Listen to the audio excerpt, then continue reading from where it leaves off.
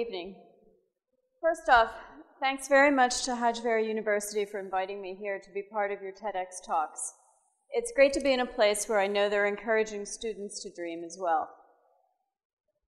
I'm sure a lot of you are out there wondering, what is an American doing up here talking about her dream for Pakistan? And it's a fair question.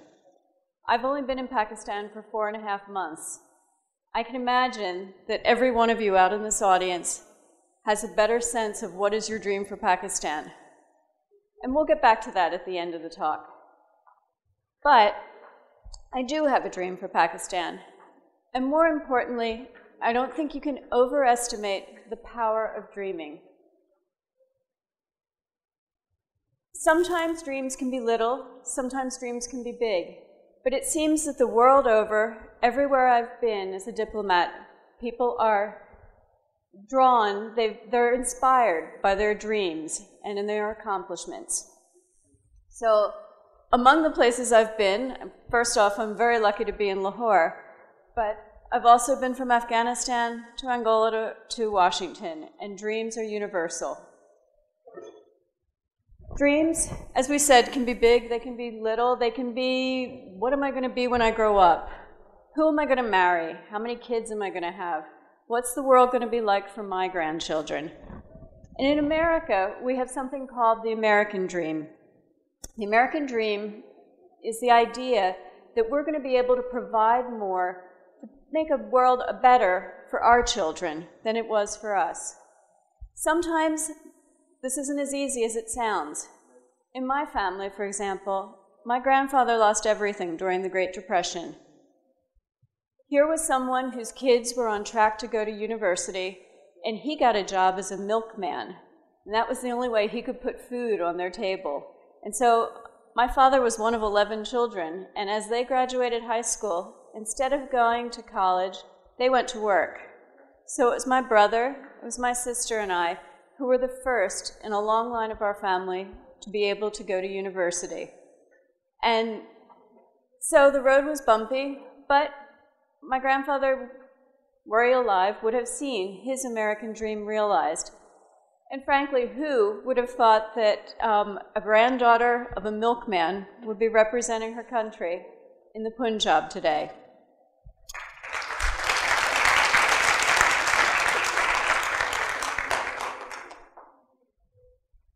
Here in Pakistan, I've met a lot of people who are trying to realize their Pakistani dreams. And although I was not lucky enough to meet her, I'm inspired by one little girl in the Punjab who at age 9 decided she was going to be a Microsoft certified professional. And Arfa realized her dream. She set out, she put her determination to get to that goal. And maybe it was a big dream for her, maybe it was small, but one thing's certain, she never can imagine how many people she has influenced and just made enthusiastic by her accomplishments throughout the world. And so, like Arfa's dreams, dreams can be big, they can be small, they can spur invention, innovation.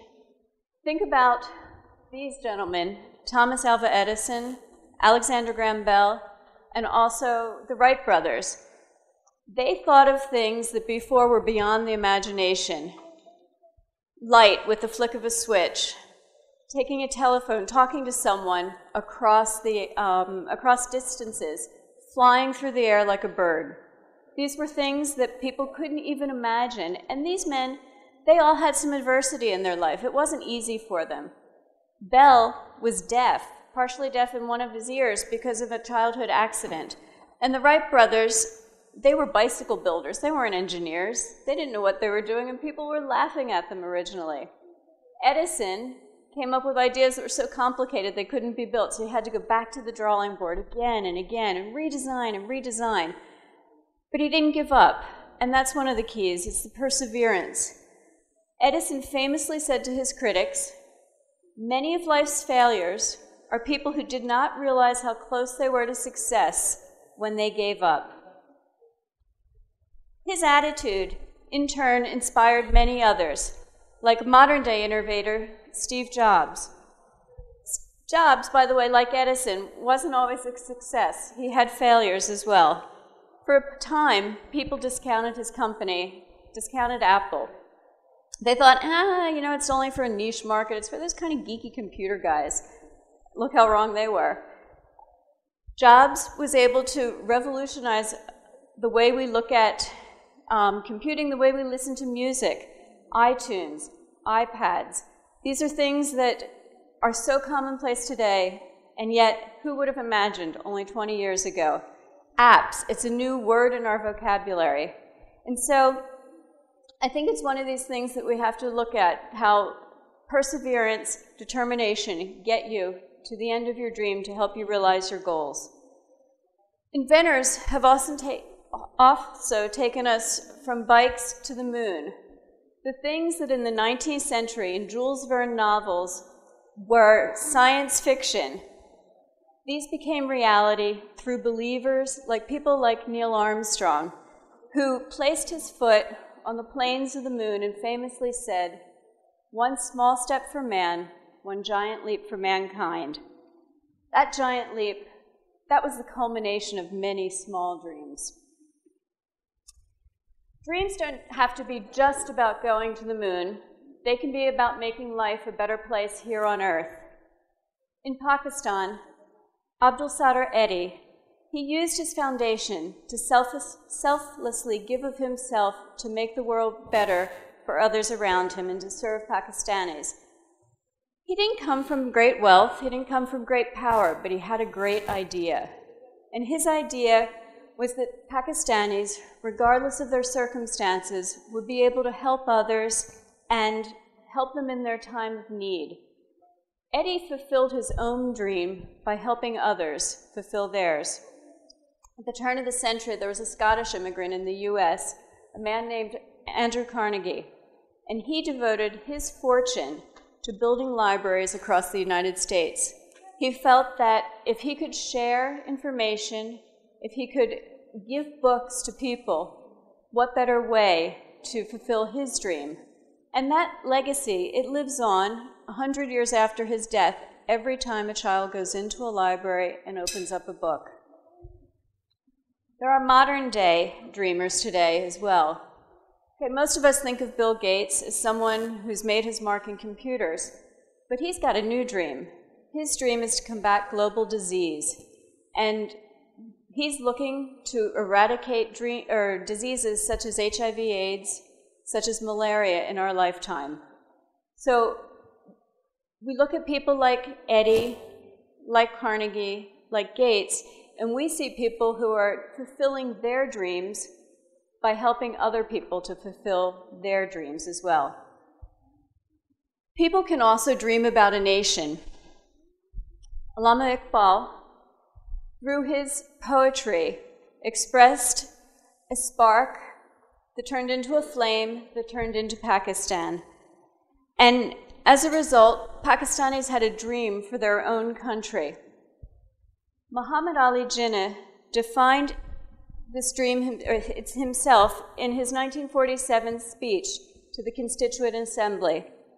He said, "Pakistan would be an example to the world in which life, property, and religious beliefs of its subjects are fully protected by the state.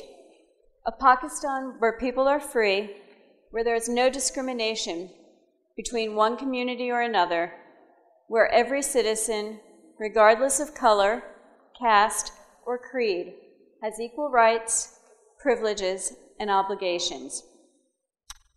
This same dream was expressed by the founding fathers of our nation, people like George Washington, Benjamin Franklin, Thomas Jefferson. They dared to demand a voice in the government.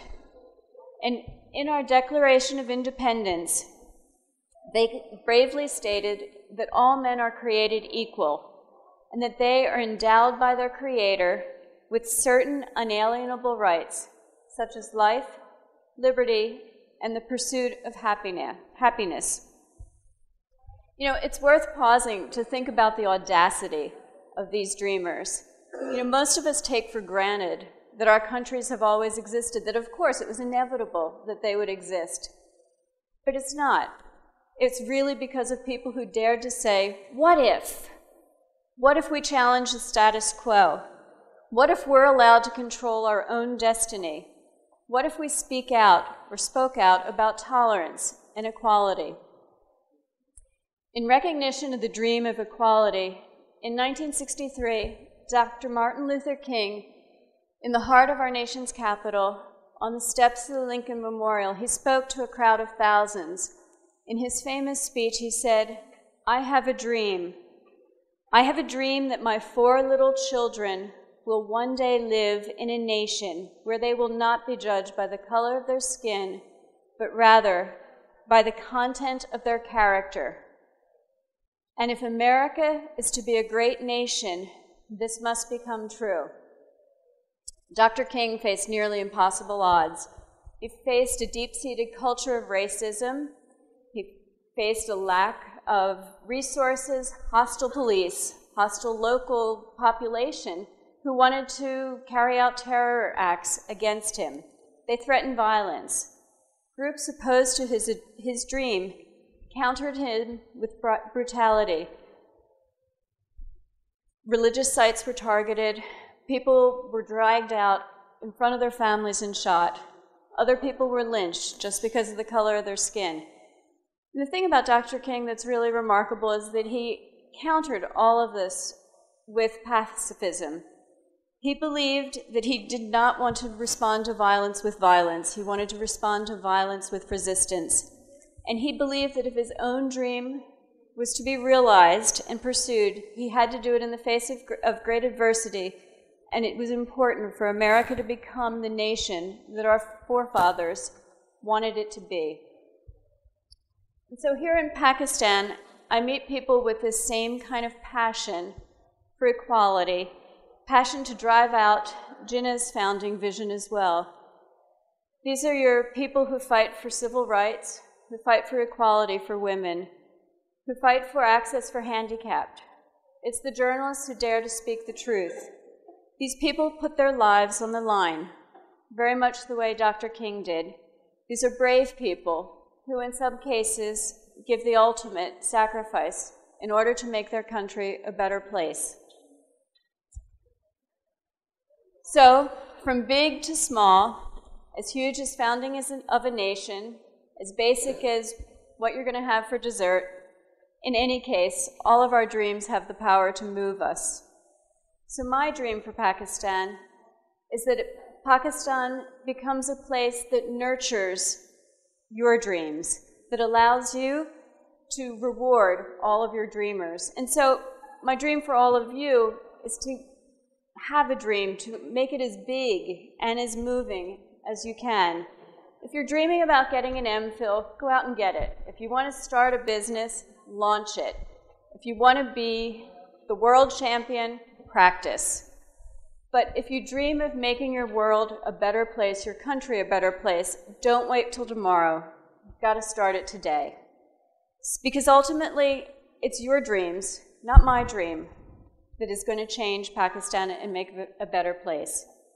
So countries are built on the backs of dreamers. People like Eddie, like Jinnah, like Arfa. Be bold in your dreams. Go out there and dream big. Thank you.